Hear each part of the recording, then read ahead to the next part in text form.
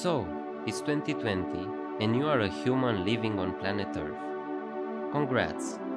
Whether you're working on a cure for cancer or making a bulge in your couch while gaming and stuffing fast food into your face, you are an extraordinary creature who is the product of millions of years of evolution on a planet that saw continuous change.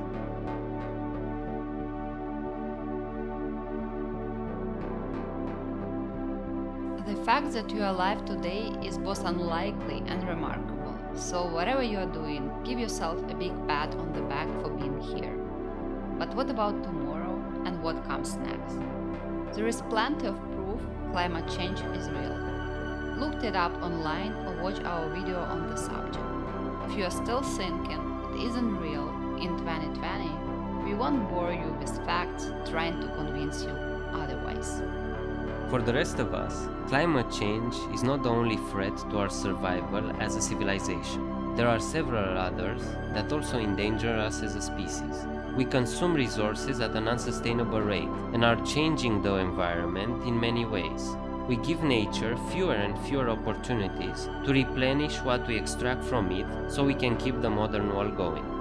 The Earth will be fine in the long run. Over 4 billion years, it saw asteroid and comet strikes, changed its climate countless times, and millions of species emerged, thrived, and went extinct, while our little ball of dirt and water went on its merry way around the sun. Ice ages will come and go, continents will merge and break apart, and the climate will keep changing with or without us. The world is currently degrading as a living space for many of the organisms that rely on it. It will recover in a few thousand years, and life will find a way.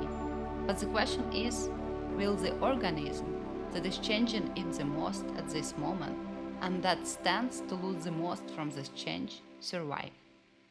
As George Carlin so eloquently put it, the planet is fine, the people are fucked.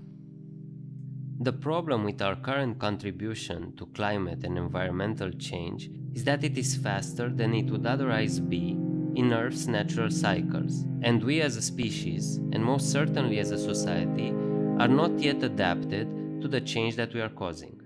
We contribute to Earth's current accelerated degradation in myriad ways, pumping CO2 into the atmosphere at a rate that is warming the planet, and this is definitely not helped by the millions of hectares of forest we cut down every year or that burn as a consequence of the warming we set off in the first place. We dump millions of tons of waste into the ocean at a level where sea life in even the most remote parts of our oceans is contaminated with microparticles of plastic. Plus, there is a floating mass of trash the size of France floating in the south of Pacific. Whenever you finish your cappuccino and throw that cup into the trash, it ends up somewhere. The technology we rely on for a comfy 21st century life goes through a very dirty and elaborately wasteful chain before it gets to us. Rare earths are mined in poor countries by workers who are paid miserable wages by big mining companies. That is in the best case scenario, because sometimes they are mined by children forced by business-oriented warlords. Then these rare minerals are shipped to processing plants in Asia, where they become an essential component in microprocessors and other electronics. After which they get assembled into phones in a factory surrounded by suicide nets by Chinese workers who see their family once a year, to be finally shipped around the world in large container ships so each of us can get a new phone for a few $100 and stalk our high school crush on Facebook. As a bonus, when Elon Musk talks about a future where every car is electric and every house is powered by renewable energy, he does not mention that the minerals needed to make batteries and solar panels can only be found in just a few, mostly poorer countries around the world, and they are getting more difficult to extract as our need for them is growing. Maybe that's why he is in such a hurry to get to Mars. Not to mention that in these places, the concept of workers' rights is as popular as ketchup in strawberry ice cream. To be blunt, all our consumption creates waste somewhere.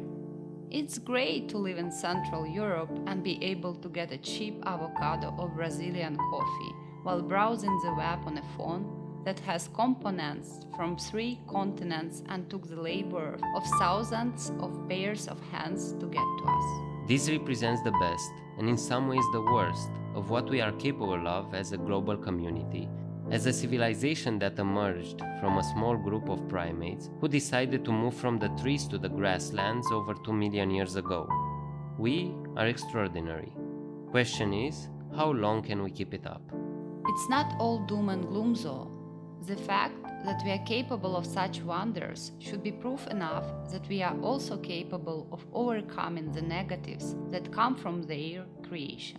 The tools birthed by the Industrial Revolution have caused unprecedented death and destruction and are continuously contributing to the degradation of our natural habitat.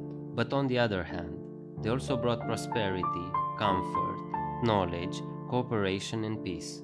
It is difficult to prescribe what are the best steps to take in order to continue living our lives in comfort and grow even more advanced as a civilization. We can't really give up phones or computers, though it would probably be healthy to stay away from social media and limit our unnecessary online purchases. We cannot give up cars, planes, satellites, or Brazilian coffee savored with a few drops of imported coconut milk on a street corner in Kiev. We can't really go back to the trees our ancestors climbed down from. But maybe, if we are more aware of the consumption chain that is slowly killing our living space and think of it more often, it will help us make smarter choices and come up with less harmful solutions to our daily needs.